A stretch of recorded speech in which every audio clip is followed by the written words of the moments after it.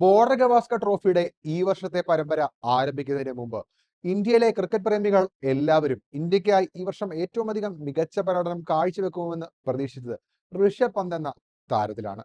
കഴിഞ്ഞ border Gavaskar trophy India സ്വന്തമാക്കാൻ പ്രധാന കാരണക്കാരിലൊരാളായ ഋഷഭ് പന്ത് ഈ വർഷവും തിളങ്ങുമെന്ന് ആരാധകർ പ്രതീക്ഷിച്ചു. എന്തായാലും പ്രതീക്ഷയ്ക്കത്ത് ഉയർന്നില്ല എന്ന് മാത്രമല്ല, പന്ത് തീർത്തും നിരാശപ്പെടുത്തുകയാണ് ബോർഡർ ഗവാസ്കർ ട്രോഫിയിൽ. ഏതായാലും താരവുമായി ബന്ധപ്പെട്ട് സുനിൽ ഗവാസ്കർ പറഞ്ഞിരിക്കുന്ന കമന്റ് ഇങ്ങനെയാണ്: ഇന്ത്യ ഒരു മെച്ചപ്പെട്ട നിലയിൽ എത്തിക്കാനുള്ള എല്ലാ ഉത്തരവാദിത്വവും ഇന്ന് രാവിലെ പന്തിനുണ്ടായിരുന്നു.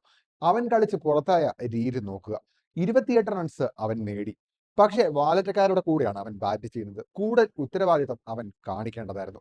ഈ അടുത്ത കാലത്ത് ഞാൻ കണ്ടിട്ടുള്ളതിൽ ഏറ്റവും വിഡ്ഢിത്തരം കളിച്ച ഒരു ഷോട്ടിലൂടെയാണ് അവൻ പുറത്തായത്. ശരിക്കും അവരൊരു വിഡ്ഢിയാണ് എന്നെനിക്ക് തോന്നിപ്പോയി. അത്രമാത്രം മോശം ഷോട്ട് അവൻ ആവർത്തിക്കുകയായിരുന്നു. എന്തായാലും ഈ രീതി ശരിയല്ല. ഇതാണ് സുനിൽ ഗവാസ്കർ പറഞ്ഞിട്ടുള്ളത്. എന്തായാലും പന്തിനെ സംബന്ധിച്ച് ടെസ്റ്റ് ഫോർമാറ്റിൽ സ്ഥിരസ്ഥാനം ഉറപ്പിക്കണമെങ്കിൽ അടുത്ത ടെസ്റ്റിൽ ഉൾപ്പെടെ മികച്ച പ്രകടനം കാഴ്ചവെക്കേണ്ടത് വളരെ അത്യാവശ്യമാണ്.